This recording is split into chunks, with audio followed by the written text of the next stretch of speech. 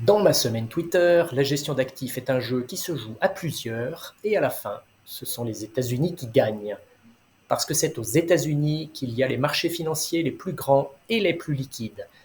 Parce que c'est aux États-Unis qu'il y a les sociétés de gestion les plus importantes en termes d'encours.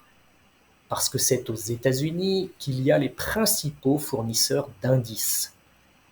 MSCI, S&P Dow Jones Indices, Nasdaq, Bloomberg et Morningstar détiennent plus de 60% du marché des indices, dont le chiffre d'affaires total s'est élevé en 2023 à 5,8 milliards de dollars. Et l'Europe, combien de divisions sur le marché des indices?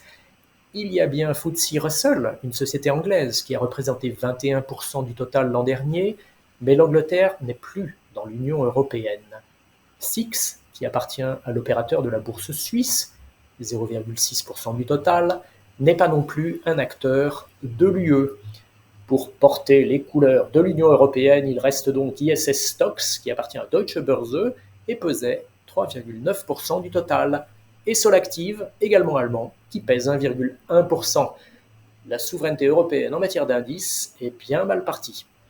Je commente aussi une note de Natixis IM sur les fonds investissant dans les actifs privés qui vont démocratiser ces derniers auprès des particuliers. Ces fonds sont evergreen ou perpétuels et se privent donc de la prime d'illiquidité qui a expliqué une partie de la performance passée des fonds institutionnels inaccessibles aux particuliers. Répétés en boucle, les fonds evergreen destinés aux particuliers délivreront par construction des performances inférieures à celles des fonds investissant dans les actifs privés destinés aux institutionnels. Ça me rappelle la réclame pour le Canada Dry. Enfin, avec les finfluenceurs, on réinvente la roue en l'appelant The Wheel.